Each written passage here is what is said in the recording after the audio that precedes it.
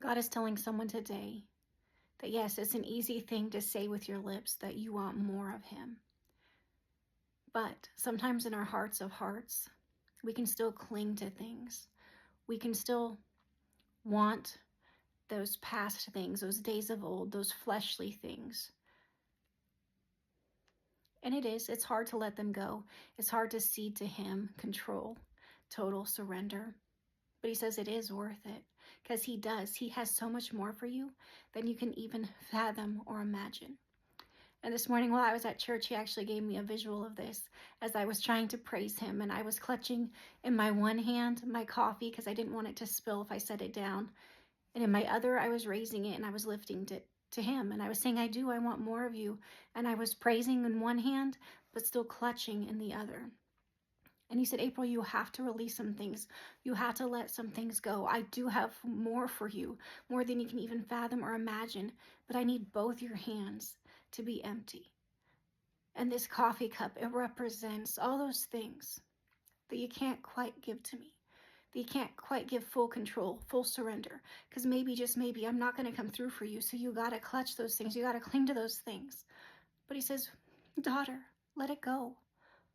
I do have so much more for you, but you got to let go. So as an act of showing my surrender, I set that coffee cup down and I raised both hands high, showing Him that I chose to surrender those things that seem so important sometimes, don't they? Because they're our comfort, they're our familiarity. But He says, in order for the new era to come that I am ushering in, for you to be fully ready, fully prepared, you need to let go. You have to have both hands open wide. And He says you've released some things, that you've let some things go. So you have one hand lifted high, but with the other, you're still clinging to something. And He says, sweet child, it's time. It's time to let it go. You can trust Him, that He does have so much more for you, that it's going to be even better.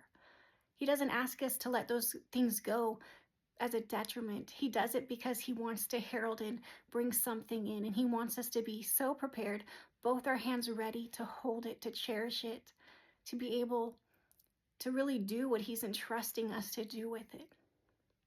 That He says you need to be all in, fully surrendered, fully sworn fealty to Him as your King and your Lord of Lords for this next phase that He is preparing and bringing you to.